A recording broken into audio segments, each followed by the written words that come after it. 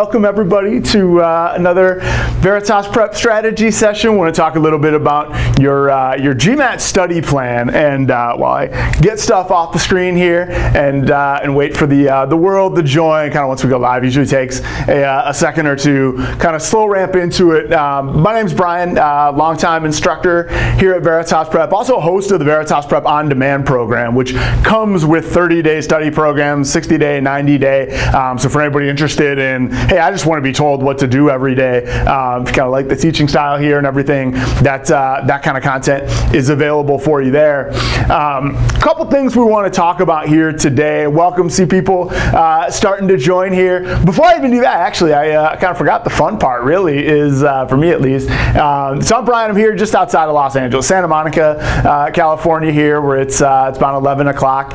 One of the cool honors of being able to host these sessions is we get people from around the world. So if you get an opportunity, just want to kind of drop in the chat where you're from. You've got that chat tool here. We'll try to keep it interactive if you guys have questions and those kind of things. So I'm Brian from Los Angeles. Would love to see where people are joining us from. Usually we get a couple of continents represented, which is always really cool.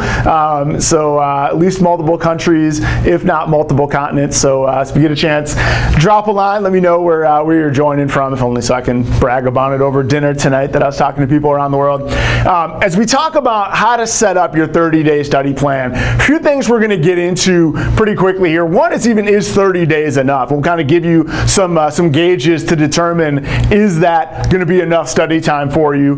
Talk about how to prioritize. The reason we ask the question, is 30 days enough, is it's not a huge amount of time, and obviously the number of hours per day you get to spend, how productive that time is spent, all that kind of thing, what your starting point is, will all be factors in that. We'll talk about how to prioritize, get the highest ROI out of what you're going to be working on, because 30 days can be enough if you're getting good value out of it. I'll be honest, I studied for less than 30 days when I was taking the test, but man, the ROI was pretty high. I had a pretty good plan of what to do. I've seen other people, saw a message on Reddit this morning of somebody who had studied for 200 hours and their score went up about 30 points and was really struggling, and really a lot of it was just not high ROI study time. And so I want to talk about that. That means you're going to want to study with a purpose. We'll talk about what that means. We want to diagnose, who are you? If you're trying to study in 30 days, are you going from the ground up? Hey, this is all kind of new to me. I haven't seen math in a long time. Not even really sure what's on the test. How do you prioritize there versus you're a touch-up? It's like, I've been kicking around. I've done a practice test here and there, fits and starts. Every once in a while I study for a week or two and then lose track, but now it's time to get serious. The application deadlines are coming up. I don't want to wait another year. Are you looking to touch up? That'll be a little bit different. We'll show you a couple sample study plans. So much of what we're going to talk about is how to create one that's for you. There's not really a great one-size-fits-all, particularly if you're in the touch-up phase where you already have some strengths. We want to get good ROI out of your time. We want to give you some suggestions on how to create something that's going to work best for you, and then we'll talk about some don'ts at the end. Just some of those things of learn from the experience of those who have come before you, mistakes that people make when trying to study efficiently in a month or so for the GMAT. What kind of things don't you want to do? So seeing the guest list grow pretty substantially in the last minute or two. Just by way of introduction, I'm Brian. I'm here in Southern California. Would love to hear from you, kind of throughout the session, but if anybody wants to let us know where they're joining from, I just get kind of excited seeing where people are from in the world. We want to talk first about, is 30 days enough? And I'll tell a story. The fact that there are so many of these guys, I don't feel like I'm doxing anyone, putting anybody on blast here. 30 days enough. I want to tell a story about it. If anybody's worrying, is anybody here thinking like, hey, I'd love to have the test knocked out? Right now, as we're doing this live, it's, I think you didn't even say late September. It's mid to late September here. And like, hey, I want to get this thing knocked out so that I have time to apply for round 2. Hey, Savant, thanks for people for saying hello, popping in and joining. If you're thinking like, I'd love to get this thing out of the way, well before the holidays so I can work on my round 2 applications and get going, but is that really enough? I want to tell you a quick story about if you're a touch-up student, if you have a little bit of familiarity with the before, I would consider my record. This was years ago. Now you have to wait 16 days to take the GMAT. So if you take it once, then you have to wait 16 days before you're allowed to take it again. Years ago, you could take it once per calendar calendar month. So if you took it on, February 28th, theoretically you could take it on March 1st, back-to-back days. I don't know if that's the best plan, but it was once per calendar month. I had a student named Jason White, not the Heisman Trophy winner and not the guitarist from Green Day, but there's so many of them. I don't feel bad saying the name out here.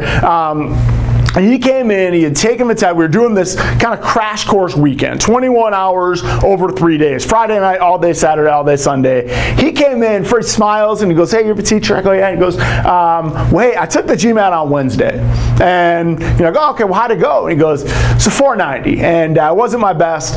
I need to get a 700. And I've got some deadlines, some things I really want to get working on. I've got some school things I'm already working on. So I already signed up to take it again. I think he'd taken it on Wednesday. He was going to take the test that following Tuesday.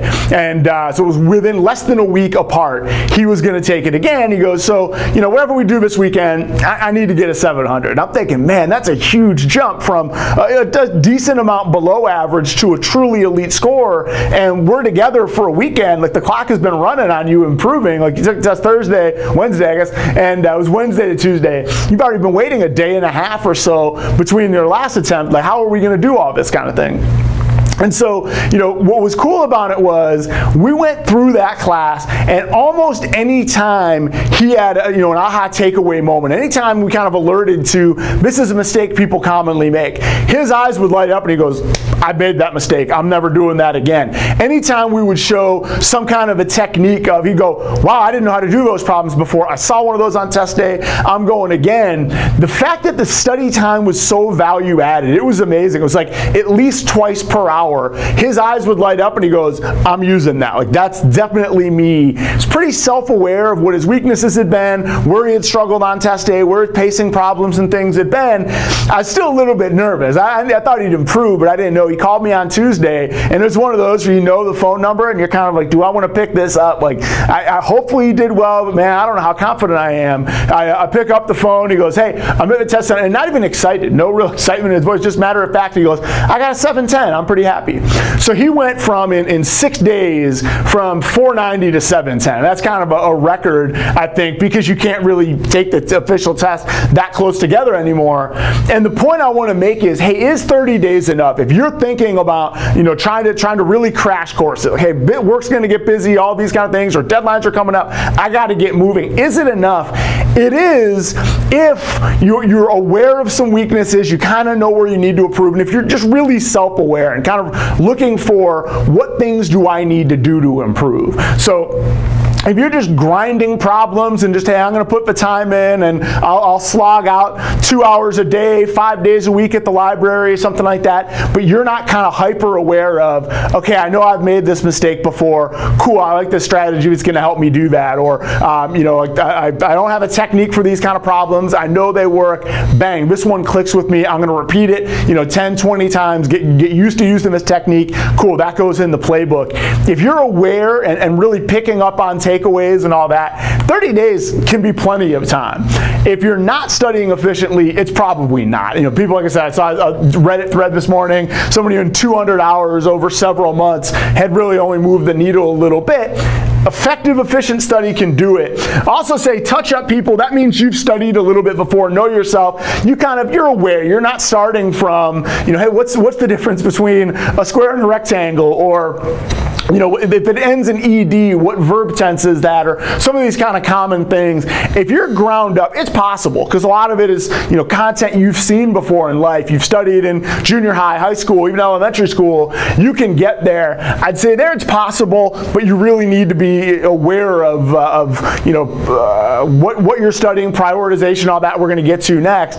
If it's touch-up work, if you've been studying for a while and now it's just time to go, it's certainly enough, but again, you got to have ROI-friendly pacing of your study. Like, make sure you're not just spinning your wheels and doing a lot of different things. You want to be really deliberate with what's going to move the needle. So we're going to get into some prioritization stuff in a second. But he just asked, does applying a round 2 impact the probability of getting in? Not really. The general wisdom says round 1 and round 2 are pretty equal probabilities, and you'll never know why one would be another. It's like you're kind of banking on, hey, if you know, Harvard or Stanford or something, if they get 500 Steve Jobses or Elon Musks of just like, these are the most qualified people we've ever seen apply here. We only have X number of seats. We're probably like, these people are great. I think we may hold back a few just to see who comes in, may waitlist a handful of people, but hey, let's go. There's a chance that there's going to be a low probability. Generally speaking, the application volume and quality in like a normal distribution is pretty evenly spread between the rounds, and so there's no appreciable difference between those two. Where people get nervous is round 3, because now they've had a pretty big haul of applicants to find people that they like, and similar to find people with a similar profile to you. So, and we've got admission seminars. If you kind of go through the YouTube channel here, you'll find some round by round strategy advice. In general, if you're asking about round 2, there's no advantage or disadvantage to round 2 versus round 1 that's worth speaking about. There could be just year by year, school by school noise in there, but you're just as likely that enough people miss the round 1 deadline that actually they're kind of hoping to admit more people. That's every bit as likely as they got so many good people in round 1 they have fewer spots, if that answers it. So, but awesome question, keep that coming. Now, if you've got a 30-day study plan, not all GMAT subjects are created equal, and that's pretty important. You need to prioritize, what do you front load in your study? What do you get started with right away, and then what do you come up to later, right? Say there's 20 things that you need to work on, and I need to polish up some sentence correction. I haven't seen combinatorics really ever before. I know I've seen a couple of questions, but I've never really thought about it much. My algebra skills, I need to get those up to speed. Word problems, I remember some of this stuff from high school, but geez, like it's been a while. How do you prioritize? There may be a lot of different things you need to improve on, or if you're ground up, if it's like, hey, most of this stuff is pretty new to me, where do I get started? Your first and second week, think about what takes a lot of repetition. What are things that are just, it's not a, hey, I know that definition, now I'll do it. I know that formula, now I'll go. It's like, I need some good muscle memory, and I need to be able to work on those things. Or what does other content build on? And that's really important. So here's some examples, right? What kind of things, like, hey, if you're not good with general factors, multiples, and ratios, right? Some real arithmetic strategies, you're not going to be that good with permutations, because so much of the permutations, combinations type stuff of how many ways can we arrange these 9 people in a row, if these 2 won't sit next to that one, that's what I'm talking about with permutations. Well, so much of being able to do that math is being able to factor out common terms and streamline kind of big messy fractions and all that. You need good arithmetic, ratio, factor, multiple skills to even get started there, so you better prioritize the stuff that's really repeatable. It also comes up a lot. I should also mention one other thing is, what takes repetition? What does other content build on? So arithmetic, you need those skills to do well on things like permutations and probability. Algebra, you need to be pretty good at before you can do geometry. A lot of geometry is, hey, we're going to set up some kind of a quadratic with the Pythagorean theorem, or we're going to have you, in order to calculate the area or the missing piece of the area, you need to have some variables and do all that kind of thing. Well, you have to have good algebra skills. Focus on the stuff that's the base for some of those others. That really is on the math side, arithmetic and algebra. On the verbal side, critical reasoning. At Veritas Prep, we teach critical reasoning as our first of the quantitative, or the verbal skills, sorry. And the reason for that is, if you're good with critical reasoning, being question-driven, precision in language, with the smaller, denser one-paragraph things, well, that gives you a leg up on reading comprehension. Then the things that you've been working on here, now you can extrapolate some of that to the longer passages and all that kind of a thing. So you're going to use those skills over and over again. Critical reasoning is also a pretty good thought process for data sufficiency. It's that critical thinking with logic, and so put some of those things first. So if other things build on it, triangles, pretty much anything they ask you about, quadrilaterals, other polygons, a lot of circle problems, triangles on the GMAT is the basis for most geometry. And so if you're going to focus on things in your first and second week, does other things build on it? Focus on those things first. Does it take a lot of repetition? That's where word problems comes in here. Most people you can get it. It's not insanely hard, but man, you need a lot of repetition with it. It's more of a muscle memory type skill than I've seen it, now I've got it. Whereas certain things, you probably all have those. It's like, okay, I've seen that once. I'm pretty sure I could do that again. These certain things take repetition. Also prioritize things that come up very frequently. And so things like arithmetic, it's so much of a factors, multiples, really understanding how numbers are put together game, the GMAT. Algebra, you're only going to go as far on this test as your algebra skills will take you. Almost every problem, probably 2/3 of the problems on the quant section are going to involve some kind of algebra or give you that sort of opportunity. Whereas things like 3D shapes, you can take 3 or 4 GMATs and never see a 3D shape. Or you might see one on one of your 2 or 3 attempts at the official thing. If it's less common, save it for later. Doesn't mean it's not important, because you'll see 5 or 6 questions on less common content, but kind of focus on where the value add is. What does it build on? All those kind of things. Now, let me also add here, the clock is not nearly as important in your first 2 weeks. I mentioned at the end, we're going to talk about some don'ts. Not as many the whole things about do's. We're going to hit some don'ts later. But people focus too early on the clock. That's what our friend Phil Dunphy from Modern Family's doing here. I think it's also a military slogan as well. Slow is smooth and smooth is fast. And so if you get comfortable, if you're focused on, hey, I got to do 2 minutes per question algebra, 2 minutes per question word problems, I got to be really fast on these things, and you're flying through them, well, then you're going to just keep repeating mistakes, or you're not going to really grasp takeaways. You're going to go through a bunch of problems, then read an explanation in the back of a book or online, and just kind of, you're not forming those connections. Early on, the clock's not nearly as important. For the first 10 days of your 30-day study plan, don't worry about the clock.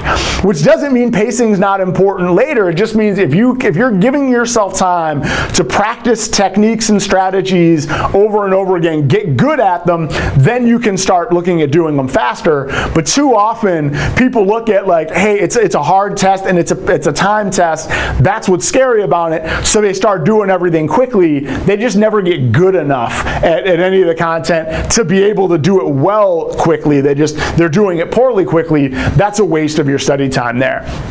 Now later on, as you get closer and closer to test day, that's when, if these core content skills are covered, if you kind of like, okay, I can do some algebra, I still need to practice it, well, you're going to get practice on it when you're doing 3D shapes and calculating, diagonals in a cube or a cylinder or something like that, or coordinate geometry. It was going to use some algebra there. With probability and permutations, you're going to get some arithmetic practice. So you're going to continue doing those. This is toward the end. If your base you feel relatively strong with, that's when you start adding some of the less common content. That's when you really start thinking about, okay, I can do these things. Now, let me do some time sets and see if I can get fast with it, or where do I need to get faster? Or as you get closer and closer, it's, okay, which questions, this is like, hey, if I had 3 months to study this thing, I'd be able to do this in 2 minutes. Realistically, in 30 days, these could take me a while. You start to become a little bit more aware of where are some of those weaknesses, where you have to realize, hey, if I don't have a handle on it in the first minute, I need to punt on it and save the time for something else. So that's when you start thinking about pacing strategy. What do I need to get faster at, and can I get faster at? Which things do I kind of know, like, hey, it's slow and not necessarily the most accurate for me, and just think about where that goes on test day. And then it's also fixing common mistakes of just, this is where, when you're pacing yourself, by week 3, the clock needs to be in there. If you're thinking 30 days, week 3 puts you about halfway there. Then you also, as you're working on pacing, you want to pay attention to what mistakes do I make under pressure. I mentioned my old friend Jason, who had that 220-point jump in 6 days, and that was a lot of it for him, was just sort of recognizing, wow, I'm really susceptible to that mistake. And so when I see, any kind of word problem, I need to double check, did I answer answer the right question, or did I set it up properly there? When it's sentence correction, when I'm rushing, I tend to go A, B, C, D and make my decisions there. I need to take a deep breath and prioritize what's the best decision to work on next. And so if you can fix common mistakes, if you pay attention, in the first 2 weeks, it's about building the skills you don't have yet. As you start to kind of crest that hill and go downward slope toward test day, that's when, as you add pacing, you want to think about what mistakes am I making and how do I be aware of them? Because ultimately, by about the 25th day or so of a 30-day study plan, the likelihood that you're going to get markedly better at something goes really down, whereas the likelihood that you're going to identify mistakes and say, top of mind, these are the 5 things that could kill me on the quant section, these are the 4 things most likely to hold me back on the verbal section, okay, now I just want to be on a seek and destroy mission for common mistakes. As you get into those last few days, if you haven't gotten good at it by now, you're probably not, you're going to run out of runway, but you can get really good at, hey, the stuff I should be getting right, but I'm making mistakes on, I need to be aware of it and go to fix it. So let me pause here for a second. So a little bit of prioritization content. Keep questions coming. I know we need to add one. If anybody else has questions on any of this stuff or kind of your own circumstances, let's keep it interactive and throw it out. But I'll keep moving ahead. But yeah, it's your time too. So feel free to throw out some questions if you got them. Couple other things on prioritization, and this is pretty important. It's one of the things I think makes the GMAT a really good business school entrance exam. Certain things you've got to let slide. And this is sort of one of the things that people really struggle with is, if you think about if you're sitting to take the GMAT, you've been pretty academically successful your whole life, right? Nobody goes to grad school who was the worst student in their high school and their college, right? If you're the worst student in your high school, probably don't go to college. Maybe you work your way there eventually. If you're the worst student in college, you're probably not thinking about grad school. And so you're used to being able to say, okay, this is what's on the test, I'll get good at it. I'll get good at all of it. The GMAT now, it's a separation mechanism all the way at the top. And so there will be things that, hey, if I had 3-4 months with enough time to spend on it, if work wasn't in the way, if I wasn't trying to maintain a social life and travel a little bit and do some of these other things because you want to be well-rounded on your B school applications, yeah, I could get it all, but I only have so much time to spend. Well, that's kind of a business school philosophy, right? Of what are my core competencies? How am I going to really prioritize what matters? On any given day as an executive, you could do 1,000 things. What 4 can I do well and add value to the company? So you got to learn where to let things slide. It's that idea, I don't know if it's that visible, but that jack of all trades, master of none. Where you want to be a master of certain things. It's kind of this idea of build a bank of right answers, where if you can say, you know what, there's some weird problems I've seen out there. Permutations with restrictions is one. I know a lot of times people find are just like, hey, some of them I can get, other times, it's just the restriction I can't account for. Or sort of weird geometry relationships. Sometimes you're kind of like, man, I don't know, I see that this problem, I thought it was not sufficient. It is sufficient. They showed a way to get that. I don't know if I could replicate that. Ask yourself, how common is it, right? So that's kind of this one of like, hey, if it's something you've only seen once out of, a couple hundred practice problems, what's the likelihood you're going to see it on test day? And if you do, it's probably really hard. It's an adaptive test. If you guess on it, you could be all right. Also think was kind of woulda, coulda, shoulda principle. What are the things you should have gotten right? What are the things you could have gotten right? As you're going through a practice test in week 3 or kind of reviewing some homework and you've gotten some things wrong, ask yourself, is this something I should have gotten? Well, then make sure you get it right. Is it something, if I put some work into it, if I found 20 more problems of this type, ground through them, I could get pretty good at this. Well, then do those. If it's something where you're kind of like, geez, I don't know, I don't really know where to start on these, save it for later or let a few things slide, because you've got to be kind of a master of certain things. On the math section, there's 31 problems. You're not going to get them all right. You can get 24 or 25 of them right and still end up with a monster score. And so what you want to do is say, hey, where can I solidify? I've got 20 days left, 12 days left, 9 days left. How do I solidify these things I should be getting right? I know the GMAT tests them frequently, all that kind of thing. I better prioritize getting really good at these, and I'm going to let a few other things go. But also on the verbal side, I've been talking a lot of quant, means sentence correction. If you're not really comfortable with subject-verb agreement, parallel structure in a list or common construction, pronoun agreement, and verb tenses, you're not going very far. But a lot of times what happens is people try to memorize a lot of, I don't want to say random rules, but kind of obscure rules of like, ooh, and I got this wrong, I need to learn that. Oh, and I got that wrong. It's like, narrow your focus and just say, these things are repetitive. I need to become a master of those things as opposed to chasing a bunch of others. So one of the hardest things for a lot of GMAT students to do is let some things slide. That's especially if you're going to try to do 30 days or less of study or 40 days of less. If you're not putting months into it, then you just kind of have to prioritize. And like I said, it's a good exercise for business school and for business in general of where am I going to make the biggest difference here. So make sure you're learning to prioritize. Now, another part of prioritization, we're huge fans of this quote. It's famous, he's actually coached basketball around the corner here in Westwood, California. John Wooden, kind of considered by many the best coach of all time. It's this great quote, never mistake activity for achievement. And what tends to happen when people have a short time frame and just think, okay, I've got to, you're conscientious. The fact that you're spending part of your day coming to a session like this, asking questions, paying attention, taking a few notes, then you're going to study a little bit and do some practice. You're conscientious. You're willing to work hard. And what hurts as an instructor is when you look at somebody who's hardworking, conscientious, really wants it, and they don't study efficiently, and they just kind of like, okay, I'm gonna get a whole bunch of prep books, I'm going to go to the library every day, I'm going to run through all those. That's the activity.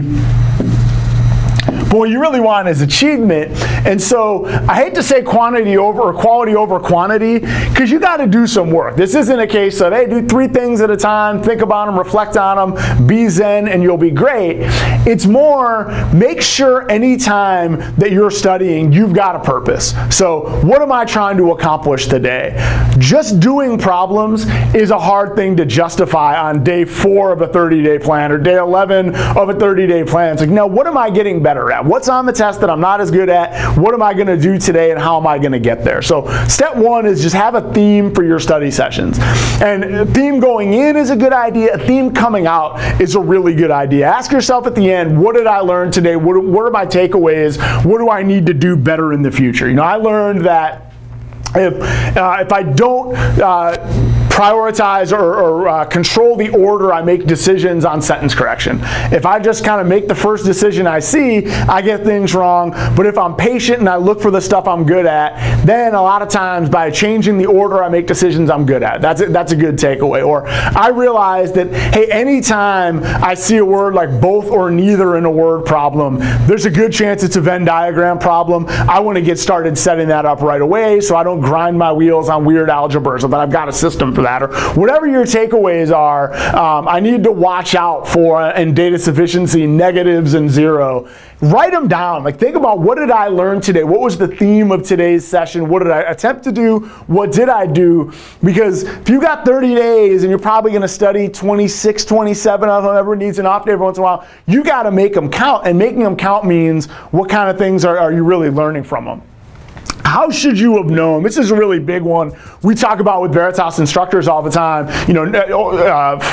Long-time instructors as well as new instructors, is we got to make sure we don't just tell students, okay, these are the steps. It's a Venn diagram problem, so do these steps.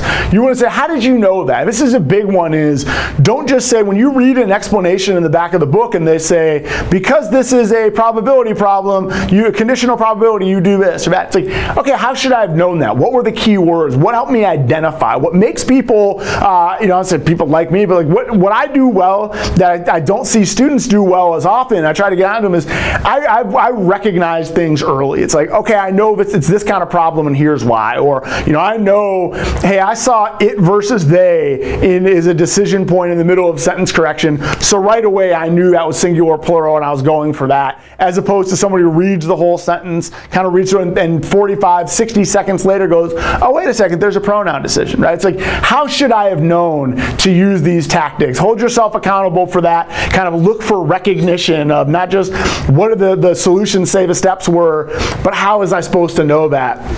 And then also ask yourself about, why did I get it wrong? The worst thing that can happen, worst is a little strong. One of the worst things that can happen is you get some problems wrong and you just kind of say, okay, I missed 2 triangle problems and 3 circle problems. And it's like, did you get them wrong because you didn't know the triangle rules? Or did you get it wrong because it was data sufficiency and you didn't leverage your assets, you didn't label the diagram well enough to realize all the information you had? If it's that, yeah, it's not that it's a triangle problem. Like you missed it. You could have made that same mistake on a circle problem. The way you categorize wrong answers to get better at them really matters. Ask yourself, why did I get it wrong? Did I not know the content? Then you need to review rules, formulas, all those kind of things. Did I just fall for a silly mistake? Well, then you've got to identify, hey, in these situations, I need to double check. Is it because you didn't identify quickly enough what they were asking? Or, it's data sufficiency and you didn't consider the edge case. You kind of only considered obvious numbers, only positive integers. You didn't see some of those. Ask yourself why you got things wrong. They're not all content mistakes, particularly as you're scoring above 600, 650, 700. And so being efficient in your study is really identifying, this is what I need to get better at, not just, okay, cool, I gave it a definition. It was a triangle, it was a pronoun, it was a min-max problem. It's like, okay, but why did you get them wrong? The more specific you can be on that, the easier it is to improve. And so much of what we mean by quality here is, it's not the number of problems you do, it's the number of learnings and takeaways you get out of those, and then the way you're able to prioritize, cool, I've got a roadmap of, if I get better at these 5 things, then I know I'm going to markedly improve my score. Kind of always ask yourself, where's the improvement coming from after today's session? Not just the number of problems you did or the number of hours. Not to keep going back to the same guy, but that guy Jason, who had that insane improvement in 6 days from official test to official test. It was so much of it was he was like hyper aware of how many what mistakes he was making. It was like, that's important. That's something I'm not doing well. Write it down. Plan to review it and think about it. And so that's what's so important, is really thinking about, what am I learning from today's session, not just how many problems did I do. So. So move on. I want to give you guys some kind of sample plans, again, sort of based on where you are in the study process here. Archer just asked, prepare for it how? Let me ask for a little more clarification on that question. Not sure exactly what you're asking there. Happy to help, but if you could throw a little more context there for me, that would be pretty helpful. So here's if you're a touch-up student. What would a sample plan look like if, hey, I've been studying for a while, maybe I've taken the test before, 30 days, I'm buckling down, I'm getting serious, let's go. Well, then week 1 is, hey, what's the stuff you need a lot of repetition on? What's the stuff, we talked about before, things like, hey, my algebra skills are rusty, I just need to be good at that. Well, the stuff you need a lot of repetition on, that's content, but just muscle memory, pure skills, that kind of baseline of almost like strength and conditioning in sports of like, hey, I'm just not in good shape. I could do all the specific training, and strategic things. I just need to be able to last a whole soccer game without doubling over, out of breath with a cramp or something like that. I just need to be in shape. This is those kind of things of like pure content, arithmetic, algebra skills. On the verbal side, really making sure you're comfortable with grammar rules and that kind of thing. Prioritize that up front, because then you're going to continue to build on that. So if you've identified, I think step 1 would be, don't have practice tests here. My thought is, if you're a touch-up student, only do a practice test on day 1 of a study plan if you need a practice test. These days are valuable. Practice tests can take 3 hours, and then you have to review for it. Know who you are. If you know right away, hey, my math skills are rusty, well, then start with those. You don't need a practice test to tell you that. If it's been a while and you're kind of like, hey, it's been 3 months since I've taken a test, I was kind of good at both, then take a practice test. But one other thing people do too much of is, I need to take a practice test. It's like, hey, that time is valuable if you're only studying 25 times between now and test day. So So didn't put a practice test up here. Only take it if you really think you need it to get a good gauge of where you are. Otherwise, you should know, prioritize for that. Next thing is then start to add strategy. And the difference there is the content's the muscle memory. Do you know it or not, right? It's like if you don't know, if you're kind of like, man, it's been a long time since I factored a quadratic, used the Pythagorean theorem, anything like that. Well, it's like, okay, start working on the content there. Eventually, strategy then becomes, thinking things with geometry of, okay, the strategy tells me I need to look for right angles everywhere. So let me take some harder problems, focus on that kind of strategy. Strategy for, critical reasoning of really kind of hammering in on extra language in different areas. That's when you kind of want to build from just like, hey, I got to get my muscle memory up to, okay, I need to start really thinking critically about this. This is sort of also where week 1 should be a lot more problem solving before you get into data sufficiency. If your your math skills are weak, doing a bunch of data sufficiency early isn't going to help you. Okay, get my muscle memory up, remind myself all of these math skills, then I want to take a look at some of these questions that also involve more logic and strategic things. Then, about halfway through, you want to take a practice test. Am I making the progress I want to be making? And if so, cool. Then I'm going to start to follow up on what were the things I should have been getting right, what are the obscure things I could get right now from there. Or if not, if it's like, hey, my practice test told me I'm still really weak on those basics, then you want to think about, am I committed to that test date? Do I really need to take it then, or do I need to go back? And maybe it's going back and focusing on some of those things. Toward the second half of that study plan, take a practice test a week. If you take it too much more frequently than that, again, you're missing time to improve, and you're just you're measuring too much and not improving enough.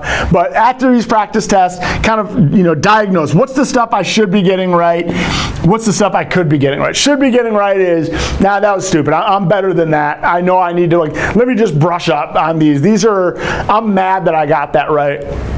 Could get right is, you know what, I didn't know what I was doing. Now that I read the explanation, I can get that. I can get that. It's kind of a triage sort of a thing. Don't try to get better at absolutely everything. Again, that jack of all trades, master of none.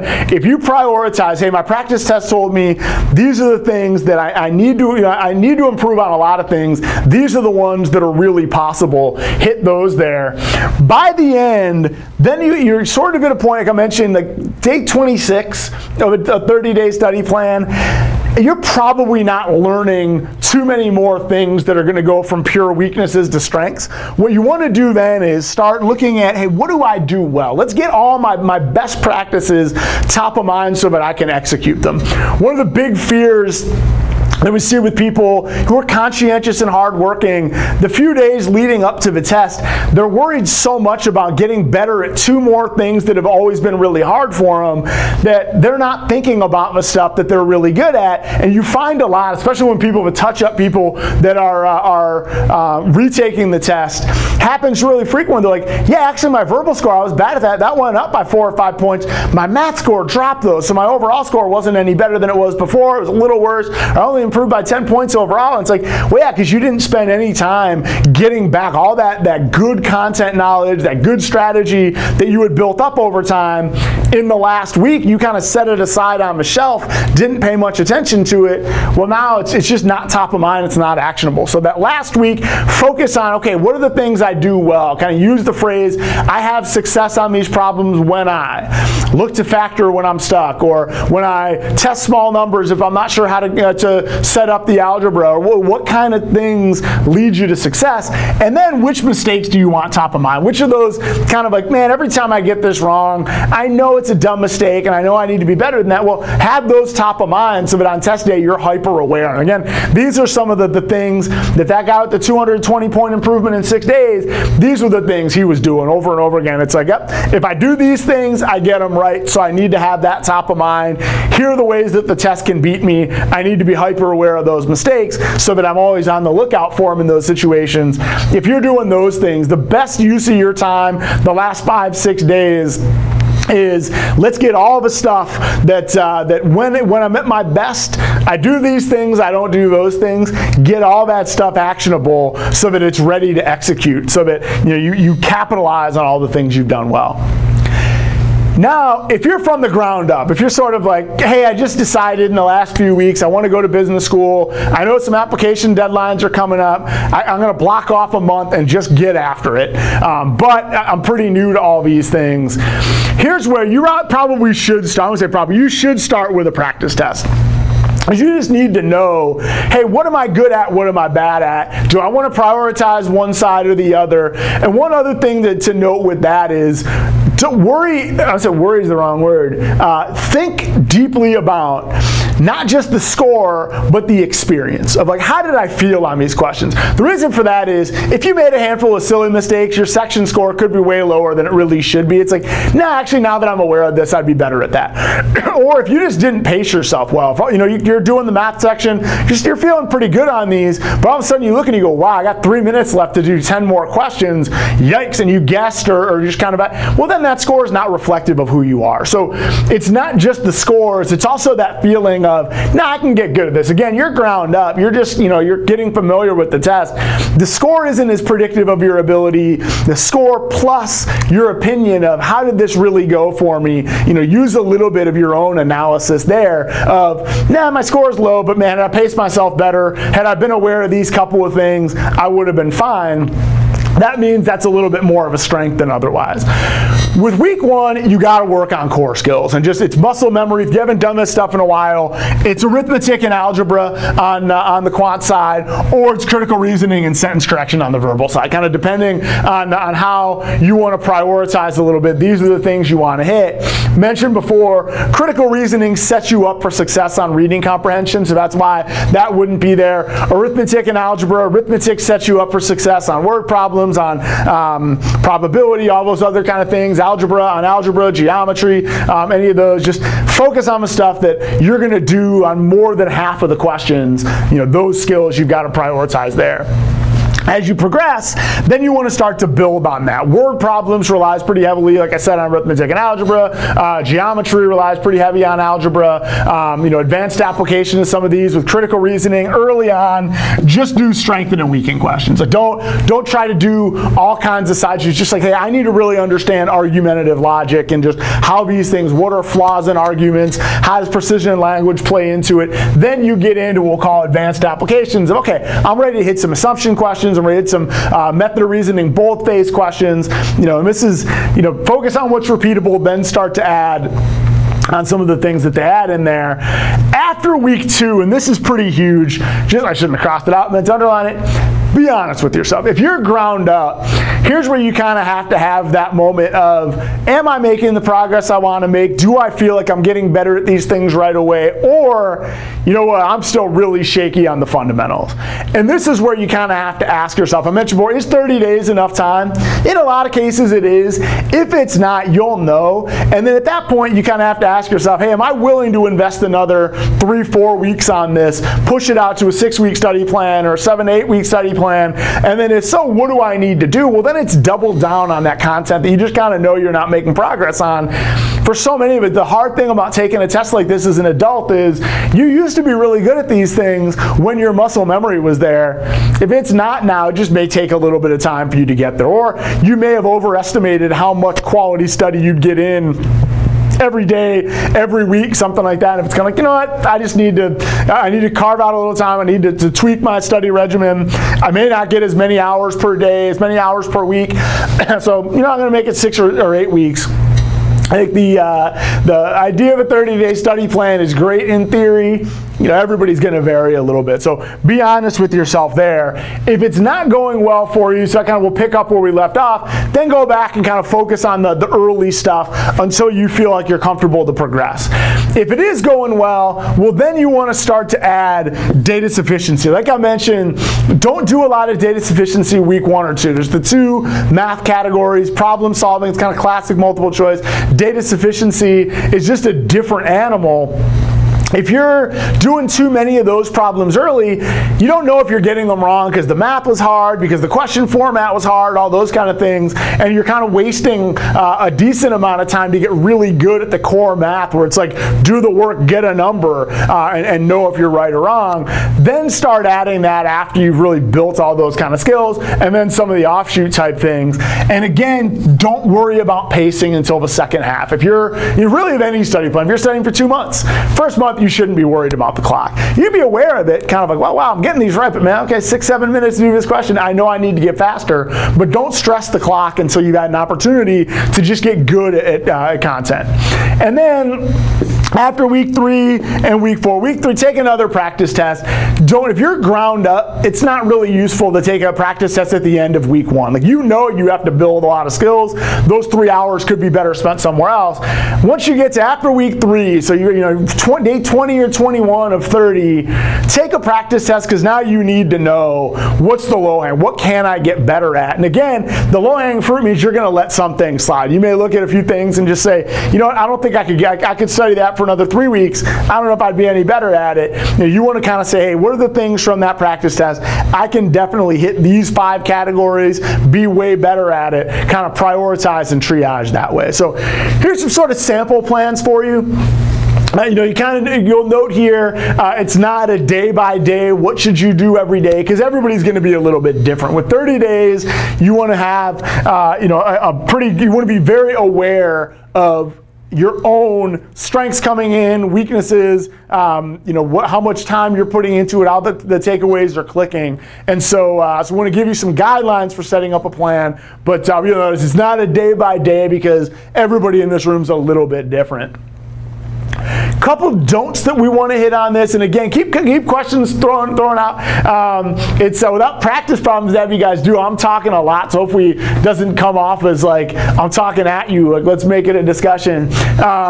Some don'ts for your study plan. Don't overdo practice tests. One of the hard things that I think is just like, we want to practice, we want to measure, we want to see where that tangible results are coming from, but if you take 6 practice tests out of a 30-day study plan, that's 1/5 of your time. 1/5 of the days you're working isn't improving. It's measuring. You need to improve. If you take 3 practice tests in 30 days, maybe 4, that's a lot, because what's in between is what's really important, is learning from, okay, my last practice test told me these things are a struggle for me. I need to spend some time getting better at them. Again, conscientious people, they get burned sometimes because they want to do more, but in doing more, they're focusing on activity and not achievement. So don't overdo practice tests. Once a week is plenty. So if you got up to 4 practice tests, that's a lot. The other one is don't take one the day before or the day of the exam. Reason for that is, at that point, you're wearing yourself out. That's a lot of time to be spending, and just kind of like, if you're running a marathon on Sunday, you probably shouldn't go out and run 10 miles on Saturday. It's like, save your legs a little bit. So that's part of it. The other one is, you want to remember things you're good at. And doing a practice test, you're going to see if it's adapted. It's going to challenge you, and you'll probably, almost everybody's going to have that feeling of wanting to prioritize the stuff they're bad at. Once you get a practice test, what did I get wrong? Nobody goes back and, in analyzing their practice test, looks at all the green check marks and goes, I want to review number 1, 2, 4, 6, 7, 8, 9, 11, 12. These are the ones I got right. We all go in and look at the ones we got wrong. The day before, the day of the exam, you want to be all positive thinking of, what do I do well? You want to review opportunities to have success, and then review a couple of those, and I need to minimize these mistakes. Doing a new practice test is just, it'll wear you out, it'll get you focused on the wrong things. So don't overdo them, don't take them right before the test. 30 days is a short period of time. You may think, ooh, I want to cram one more in. There's nothing to be gained from a practice test within 36 hours or 30 hours of your test day. Another one is don't overvalue the stopwatch at first. I probably hit that point quite a few times here. Yes, it's a time test. Yes, pacing is a challenge. In week 1 or 2, anytime you're applying a new strategy, kind of getting comfortable with a skill that you haven't seen for a while, slow is smooth and smooth is fast, as the saying goes. Take your time getting up to it, and once you're kind of like, okay, cool, I know what to do, then add a little bit of pacing. But people just reinforce mistakes because you have a short amount of time. You don't have time to waste on a couple of days of just repeating mistakes faster. Don't chase obscure content. Kind of ask yourself when you get something wrong, especially in week 2, 3, have I seen this stuff before, or is this pretty rare and obscure? I love some of the forums, the GMAT Club, Beat the GMAT, some of those forums. The one complaint I'd have is so often people are learning really obscure rules, and it's kind of like, I saw one other question like this, and people don't focus on what's repeatable. It's just you kind of watch the collective wisdom of the masses, and it's, hey, actually I dug up Official Guide Volume 11 that was published in 1999. Look at what they tested on this test. It's like, hey, focus on what's repeatable and really kind of narrow your scope. If I need to get really good at things I'm going to see multiple times. And then this other one I think is pretty important. When putting together a plan, you want to be organized. You want to know what you're doing, every day and all those kind of things, but don't stick to the plan if you get conflicting information. If you said, hey, in week 1, I want to do arithmetic, algebra, and critical reasoning. Week 2, I'm going to get into data sufficiency, sentence correction, something else. And then you realize in week 1, whew, man, algebra, it's been a long time. I'm just weak on algebra. Don't say, well, but I'm done with algebra day. Now I'm going to move on to something else. It's like, hey, if you know this is a repeatable, important skill and you're a little bit weaker at it, steal a couple of days from obscure content to work on that. I think the other one that gets tricky with having a study plan, I think a lot of instructors are reluctant sometimes if somebody says, okay, I'm studying for 2 months, what should I be doing every day, every week? Most of us will say, well, here's what you're going to do the first 3 weeks, and then let's reassess. And every once in a while, students are like, no, I want to know what my plan is all the way. As a tutor, it's kind of like, hey, we got to figure out what we're good at and bad at. You're a work in progress. You're going to change. It's a good idea with 30 days to have a plan so that you have a calendar. You know kind of what you want to be doing at all times. But the plan has to change if you get different information. If your practice test tells you, you know what, actually you're weaker at this than you thought. It's like, okay, well, I need to think, how am I going to get better at that? So to make sure you're going there. So. Thanks, Arjun. Thanks. People are joining a little bit here. I think this is recorded, so if you missed the first half of it, hit there.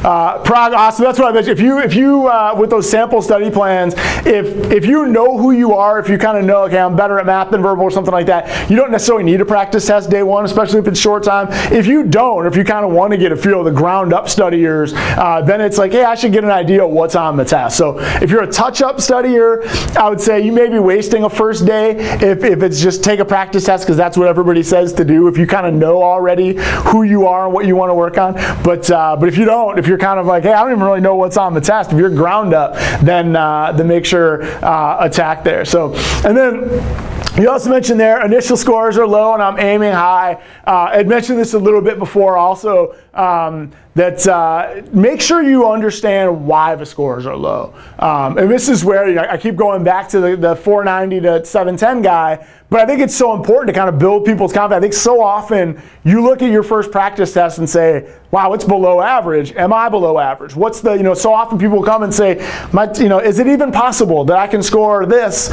when my original score was that? Ask yourself, hey, if pacing was bad, if you just didn't really take the whole test, well, then that's going to limit your score because you just didn't know how to pace yourself, but it's brand new. So that doesn't necessarily mean that you're totally bad at it. It's like if you take a great athlete, you take LeBron James and tell him to go play cricket for the English national team, he's probably going to be pretty bad at it because he didn't even know the rules of a game, but that doesn't mean he would never be a good cricket player. He's a freakishly good athlete, right? So it's kind of like, hey, do you even know what the rules of the game are? Kind of ask yourself, no, I kind of of felt good with it. There were just a few things I was rusty on. It's like, they asked me to, do something with a triangle. I was pretty sure I remembered Pythagorean theorem. I don't think I got it right. Your qualitative assessment of that initial score is every bit as important as your quantitative assessment, because you can have a low score for reasons that you can look at and go, yeah, I'd be better. Give me 2 weeks, I'll be better at that. Or you can have somebody just go, man, I didn't know what they were. So I was told there'd be no math. All of a sudden there's math. Then it's a little bit harder. A couple other things about study plan. This is the way we organize our thought processes at Veritas Prep is based on this kind of overall pyramid of not all, like I mentioned before, not all errors are content errors. And so there's kind of a hierarchy of what kind of things you should be thinking about. And so there are skill areas, kind of the way our books and lessons are organized is, hey, there's content you need to know. And if you don't know Pythagorean theorem, how to factor a quadratic, verb tenses, all those kind of things, you're not going to get a lot of questions right. Like, there's knowledge that has to be there. But once you have those things, then kind of ask yourself sometimes, is it that I didn't know the content or I didn't know how to get started? And if it's I didn't know how to get started, I knew they were testing exponents. I wasn't sure how to get started. I know all the rules, but this problem was hard to get started on. That's a different level of knowledge you have to have. It's more strategic and practice. And so when you get questions wrong, ask yourself, it's because I didn't know it, or, hey, I need some strategic technique. I need to really think about, I know the rules, but how do I get them into practice? That's one place where not to make the whole thing a total sales pitch, but this is where I think we deliver a ton of value at Veritas Prep. I can't make the area of a triangle better. I can show you what it is. You need to do some repetition with it.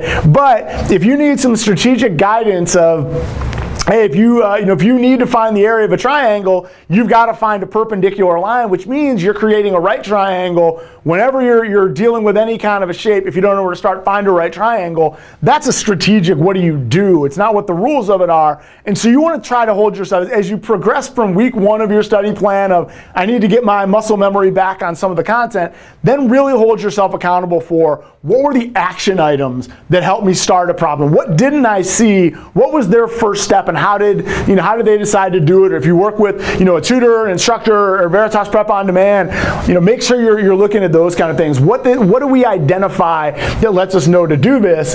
And then the other stuff is the trap answers and the clues. So, hey, what do I watch out for? It's like, I would have gotten that right. I didn't consider a negative number. How should I have known to do that? Data sufficiency, anytime they've got variables in denominators or something like that, you better consider negative numbers.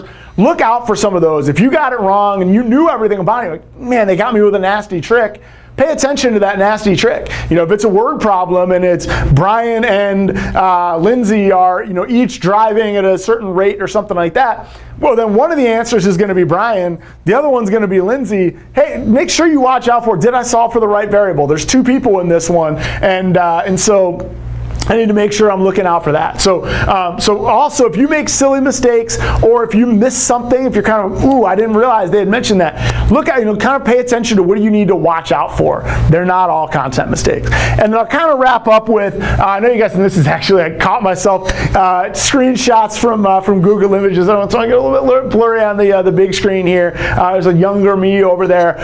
If you want a good, just day-by-day, 30-day study plan, like I mentioned, part of my goal here was to coach. Everybody's a little bit different. If you're a ground-up studier, if you're like, hey, I need to get started and I want to attack, we through Veritas Prep on Demand, this is kind of the iPad version of it. It's on desktop, iPad, all that. We do have 30, 60, and 90-day study plans. So if you want something that's, what do you do every day? Listing a sample plan of day 3, do this, day 4. I'll make for an engaging presentation like this. But we do have a plan.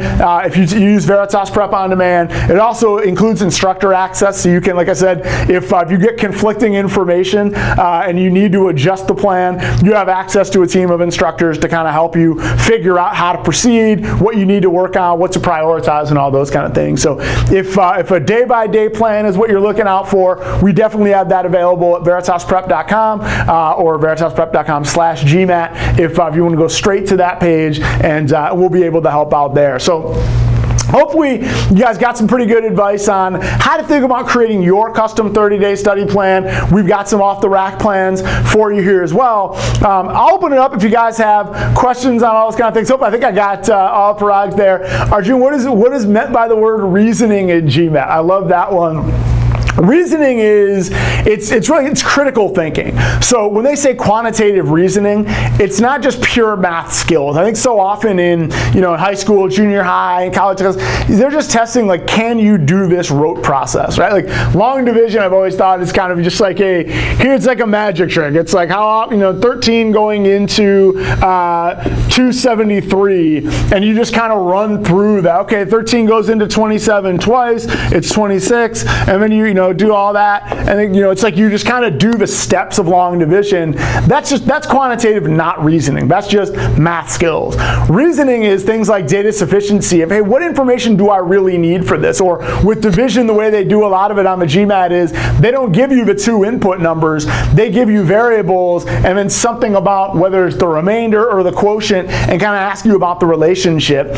Reasoning is that critical thinking. It's one of the guy who wrote the GMAT scoring algorithm, Dr. Rudner, is a friend of mine, and he mentions, over and over again, yeah, we make the test about algebra and geometry and grammar because you have to make it about something. You need content, but we're primarily, if not exclusively, concerned with higher order thinking skills. It's like this is the language of the test, is geometry and arithmetic and ratios. But what it's really testing is people's ability to think critically. So that's what reasoning is there, which is kind of why this pyramid here is so important, that the skills are the base of it. You have to be fluent in a lot of the skills to do well, but if you're not thinking critically of like, okay, what techniques tend to lead me to be able to work on a problem like this, and what kind of traps do they like to set, or what kind of clues are there for me? If you're not thinking critically that way, you're just not a well-rounded test taker that way. Too often, people just kind of grind the pure skills and aren't thinking about, I didn't get it wrong because I don't understand triangles. I got it wrong because I didn't consider that it could be a really obtuse triangle, or that an isosceles triangle could also be equilateral or something like that. That's when I didn't think critically enough to think of the edge case or something like that. Any other questions, and we can wrap up. If you joined a little bit late on this one, this will be recorded. Recording will be up on the main YouTube channel in the next few minutes here. Oh, of course. No, thanks for the question, Arjun. Appreciate it. With that, I'll wrap up the formal program. Like I mentioned, if you're looking for study programs, whether instructor guided or self-study, check us out at veritasprep.com, and we can help you do those kind of things. We've got even more than 30 days available between now and when the round 2 deadlines are in January. It's mid-September as we're talking about this. So you've got some time by the fact that you sought out this video on YouTube, or you came and joined the channel. Clearly, you've got the drive and motivation to do it. So we'd love to help at Veritas Prep. Thanks to everybody for all of your questions, comments, and all those kind of things. And we hope to see you in the classrooms. And thank you.